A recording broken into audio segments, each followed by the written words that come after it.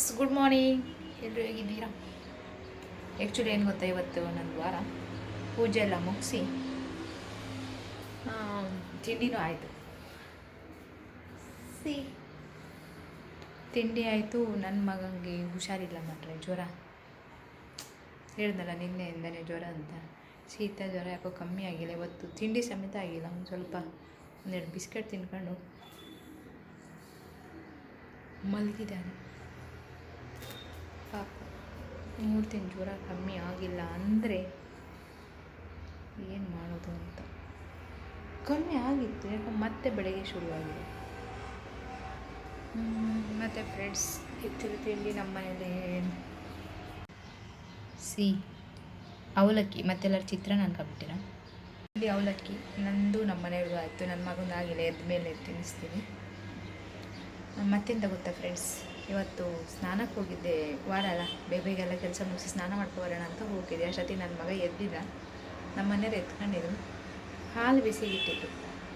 ಹಾಲು ಬಿಸಿಗಿಟ್ಕೊಂಡು ಮೊಬೈಲ್ ನೋಡ್ತಾ ಇದ್ದಿದ್ದು. ಇಲ್ಲಿ ನೋಡಿ, ಹಾಲು ಪಾತ್ರೆ ನೋಡಿ, ಈ ಪರಿಸ್ಥಿತಿ ಬಂದಿದೆ. ನೋಡಿದ್ರೆ ಹಾಲು ನಾನು ಸ್ನಾನಕ್ಕೆ ಹೋಗೋಕ್ಕಿಂತ ಮುಂಚೆನೇ ಹೇಳಿದೆ ಹಾಲು ಕುದಿ ಬರ್ತಾಯಿದೆ ಅಂತ. ಅವ್ರ ಮನೆಗೆ ಏನಿಲ್ಲ, ಮೊಬೈಲ್ ನೋಡ್ತಿದ್ದೆ. ಅಂಥದ್ದು ಹಾಲೆಲ್ಲ ಆರ್ಡ್ರ್ ಮಾಡ್ತಾಯಿದ್ರು. ಹಾಲು ಖಾಲಿ ಆಗ್ತಾ ಬಂದಿತ್ತು ಅಂತ. ಸ್ವಲ್ಪ ಹಾಲಿತ್ತ, ಹಾಗಾಗಿ ಬೇಗ ಹೊತ್ತಿಡ್ದು ಇದೆ. ಪಾತ್ರೆ ಕ್ಲೀನ್ ಮಾಡೋದೇ ಈ ಥರ ಏನೋ ತೊಳಿಬೇಕು. ನೋಡೋಕ್ಕಾಗ್ತಿಲ್ಲ.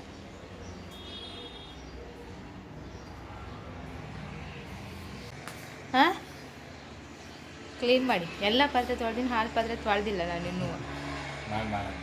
ಹಾಂ, ನಂಗೆ ಹತ್ರ ಆಗಲ್ಲ. ಅದನ್ನೇ ಮಾಡಿದೆ. ಕೈಯಲ್ಲಿರೋ ರೇಖೆ ಎಲ್ಲ ಅಳಿಸೋಗ್ಯಾವೆ ಪಾತ್ರೆ ತೊಳೆದು. ನೋಡಿ, ಈಗಲೂ ಅದನ್ನೇ ಮಾಡ್ತಿರೋದು. ಇಲ್ಲಿ ನೋಡಿ ಏನು ನೋಡ್ತಾರೆ ನೋಡಿ. ನಾನು ಹೇಳಿಲ್ಲ ಅವತ್ತೊಂದಿನ. ಇಲ್ಲಿ ನೋಡಿ, ಮೇಲೆ ಈ ಥರ ಆಗ್ತಿರೋದು, ಎಲ್ಲ ಕೆಲಸ ಹಾಳಾಗ್ತಿರೋದು ಮೊಬೈಲ್ ಬಂದಮೇಲೆ. ಇಲ್ಲಿ ನೋಡ್ತಿರೋದು ಅಲ್ಲಿ ಹೊತ್ತಿರೋದು. ನನಗೆ ಸ್ನಾನ ಮಾಡೋದು ವಾಸನೆ ಬರ್ತೈತಂತೀನಿ.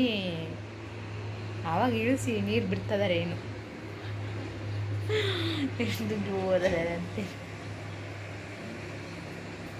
ಹಾಗೆ ನಾನು ಹೋಗ್ತಾರೆ ಹೇಳೋಗಿದೆ. ಹೇಳೋಳು ಸುಮ್ಮನೆ ಆಫು ಮಾಡಲಿಲ್ಲ. ನಾನು ಎಂತಕ್ಕೆ ಆಫ್ ಮಾಡಲಿಲ್ಲ ಅಂದರೆ, ನಾನು ಟಾಯ್ಲೆಟ್ ರೂಮೆಲ್ಲ ತೊಳೆದಿದ್ದ. ನಾನು ಸ್ನಾನ ಆಗಿ ಬರೋ ತನಕ ಗ್ಯಾಸ್ ಎಲ್ಲ ಮುಟ್ಟಕ್ಕೆ ಹೋಗಲ್ಲ. ಏನು ಬಿಸಿ ಏನು ಮಾಡಲ್ಲ. ಬಂದೆಲ್ಲ ಆದಮೇಲೆ ಮುಟ್ಟ ಸ್ನಾನ ಆಗಿ. ಹಾಗಾಗಿ ನಾನು ಆಫ್ ಮಾಡಲಿಲ್ಲ. ಹಿಂಗೆ ಎಡವಟ್ಟು ಮಾಡಿರ್ತಾರೆ. ಏನು ಸರಿ, ಆದಷ್ಟು ತಿಕ್ತೀನಿ. ನನ್ನ ಹತ್ರ ಆದಷ್ಟು ಉಳಿದಿದ್ದು ತಿಕ್ಕೊಡ್ತಾರೆ ಅಷ್ಟೇ. ಈಗ ಸುಮ್ಮನೆ ಮೊಬೈಲ್ ನೋಡ್ಕೊಂಡು ಹೇಳ್ದಂಗಲ್ಲ, ತಿಕ್ಕೊಡ್ಬೇಕು. ಹಾಂ, ಹ್ಞೂ ಅಂತ ಹೇಳೋದು. ನನ್ನ ಹತ್ರ ಆದಷ್ಟು ತಿಕ್ತೀನಿ. ನನ್ನ ಹತ್ರ ಸದ್ದಿಲ್ಲಪ್ಪ. ಚಲೋ ಫ್ರೆಂಡ್ಸ್, ಬಾಯ್. ಫ್ರೆಂಡ್ಸ್, ಒಂದು 10 ಗಂಟೆಗೆ 9 ಮಕ್ಕಳಿಗೆ ಮಲಗಿದ್ದ. ಒಂದು 11-11:15 ಎದ್ದ. ಒಂದಿಷ್ಟು ತಿಂಡಿ ತಿಂದ. ಜ್ವರದ ಬಾಯಲ್ಲ, ತಿಂಡಿ ಸೇರಲ್ಲ. ಸಿರಪ್ ಹಾಕಿದ್ದೀನಿ, ಸ್ವಲ್ಪ ಆ್ಯಕ್ಟಿವ್ ಇದ್ದಾನೆ. ಜ್ವರ ಸ್ವಲ್ಪ ಕಮ್ಮಿ ಆಗಿದೆ. ಸಿರಪ್ ಹಾಕಿದ್ರೆ ಕಮ್ಮಿ ಆಗುತ್ತೆ, ಇಲ್ಲಾಂದರೆ ಕಮ್ಮಿನೇ ಆಗಲ್ಲ. ಮಾಡಿದ್ರೆ ಶೀತ ಜ್ವರದ 2 ಸಿರಪ್ಪು ಹಾಕಿದ್ದೀನಿ.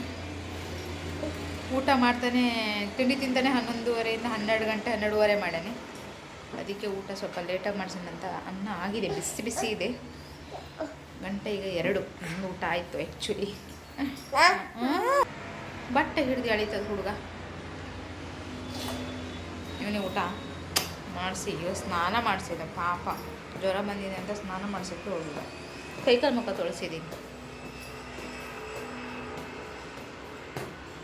ಹಾಯ್ ಮಾಡುವಾಗನೇ ಎಲ್ಲರಿಗೂ ಹಾಯ್. ಮಕ್ಕಳಿಗೆ ದೇವರೊಂದು ಎಕ್ಸ್ಟ್ರಾ ಶಕ್ತಿ ಕೊಟ್ಟಿರ್ತಾನೆ. ಹುಷಾರಿಲ್ಲ ಅಂದರೂ ಸ್ವಲ್ಪ ಆಟ ಆಡೋದು ಮಕ್ಕಳಿಗೆ ಮಾತ್ರ ಸಾಧ್ಯ. ಅಂದರೆ ಮಕ್ಕಳು ದೇವ್ರ ಥರಲ್ಲ, ಅದಕ್ಕೆ ಅವ್ರನ್ನ ನೋಡ್ತಾ ಇರ್ತಾರೆ. ದೊಡ್ಡರಿಗೆ ಎಲ್ಲರೂ ಈ ಥರ ಹುಷಾರಿಲ್ಲ ಅಂದಿದ್ರೆ ಇಷ್ಟೊತ್ತಿಗೆ ಆ ಸ್ಕೀಮಲ್ಲಿ ಮಲಗಿರೋದು. ಒಂದು ಆಳ್ಬೇಕಿತ್ತೇನೋ ಅವರಿಗೆಲ್ಲ ಸಂಭಾಳಿಸೋಕ್ಕೆ.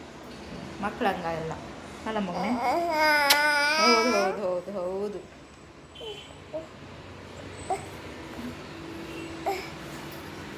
ಚಲೋ. ಮತ್ತು ಫ್ರೆಂಡ್ಸ್, ಆ್ಯಕ್ಚುಲಿ ಒಂದು ವಿಚಾರ ಹೇಳಬೇಕಿತ್ತು. ಇಲ್ಲಿ ಮುಂಬೈಲಿ ನಡೆದಿರೋಂಥ ಒಂದು ಕೋರಸ್ ಅವರ ಒಂದು ಟೀಮಲ್ಲಿ ಆಗಿರೋ ಒಂದು ಸ್ಕ್ಯಾಮ್ ಬಗ್ಗೆ ಮಾತಾಡಬೇಕಿತ್ತು. ಆಮೇಲೆ ಮಾತಾಡ್ತೀನಿ.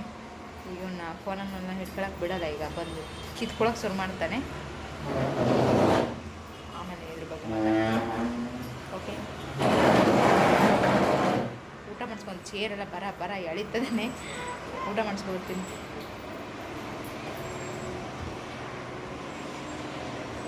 ಬಾಯ್ bye. Hi friends, good evening. ಎಲ್ಲರೂ ಹೇಗಿದ್ದೀರಾ? ಕಾಫಿ ಎಲ್ಲ ಕುಡ್ಕೊಂಡು ಪೂಜೆನೂ ಆಗೋಯ್ತು. ಸಂಜೆ ಆಗೋಯ್ತು. ಯಾಕಂತ ಹೇಳೋಣ, ಸಂಜೆ ಆಯಿತು. ಏನಂದರೆ ಎದುರುಗಡೆ ಮನೆಗೆ ಒಂದಿಷ್ಟು ಜನ ಮಕ್ಕಳು ಬಂದಾರ. ನನ್ನ ಮಗು ಇವತ್ತು ಹಬ್ಬ. ಮಧ್ಯಾಹ್ನ 3:30-4 ಗಂಟೆಗೆಲ್ಲ ಬಂದರು ಎಲ್ಲರೂ. ಅಲ್ಲಿದ್ದ ಅವ್ರ ಮನೇಲಿದ್ದ ಅವರೆಲ್ಲ ಬಂದಿದ್ದು ಹುಡುಗರು ಓಡ್ ಬಂದ. ಆಮೇಲೆ ಸ್ವಲ್ಪ ಹೊತ್ತು ಮಲಗುದ. ಈಗ ಎದ್ದರಿಂದ ಅವ್ರ ಮನೆಗೆ ನಮ್ಮ ಮನೆಗೆ ಅವ್ರ ಮನೆಗೆ ರೌಂಡ್ ಹೊಡಿತಾನೆ ಇದ್ದಾನೆ. ಅವ್ರು ಇಲ್ಲಿ ಬರ್ತಾರೆ. ಅವ್ನು ಇಲ್ಲಿ ಸ್ಟಾರ್ಟ್ ಸಾಮಾನು ಕಿತ್ತಾಕೊಂಡು ಆಡ್ತಿದ್ದಾರೆ. ಈಗ ಅಲ್ಲಿ ಓಡೋಗಿದ್ದಾನೆ ಅವನು.